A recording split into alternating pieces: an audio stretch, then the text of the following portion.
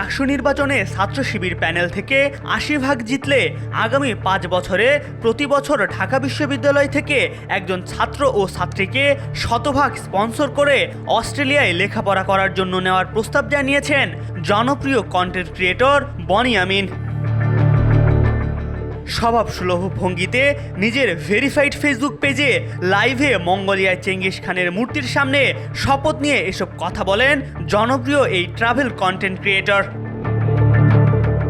ছাত্র সংসদ ও ছাত্রদের ভূমিকা জাতীয় রাজনীতিতে বড় ধরনের প্রভাব ফেলে থাকে বলে উল্লেখ করে বনি আমিন বলেন, বিভিন্ন বিশ্ববিদ্যালয়ে এখন ছাত্র সংসদ নির্বাচন চলছে। অতীতে আপনারা দেখেছেন বিভিন্ন ছাত্র সংসদে দলকানা বা দল পূজারী নেতারা নির্বাচিত হয়েছেন। এরা জাতির মঙ্গলের জন্য কাজ করেছে এমন নজির কদাচিৎ পাওয়া গেছে।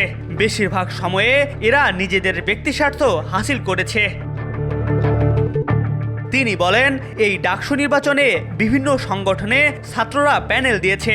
যদি সত্যিকার অর্থে ডাকসুতে ফ্রুটফুল কিছু দেখতে চান, আমি ব্যক্তিগতভাবে ছাত্র শিবিরকে সমর্থন করব।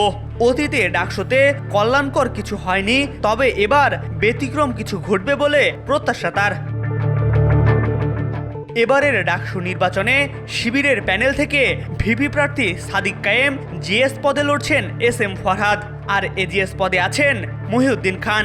অন্যদিকে ছাত্র দলের প্যানেলে ভিপি প্রার্থী আবিদুল ইসলাম, জিএস পদে শেখ তানভীর বারী হামিম এবং এজিএস পদে তানভীর আল হাদি মায়েদ। আগামী ৯ সেপ্টেম্বর ডাকসু নির্বাচনে ভোট গ্রহণ অনুষ্ঠিত হবে।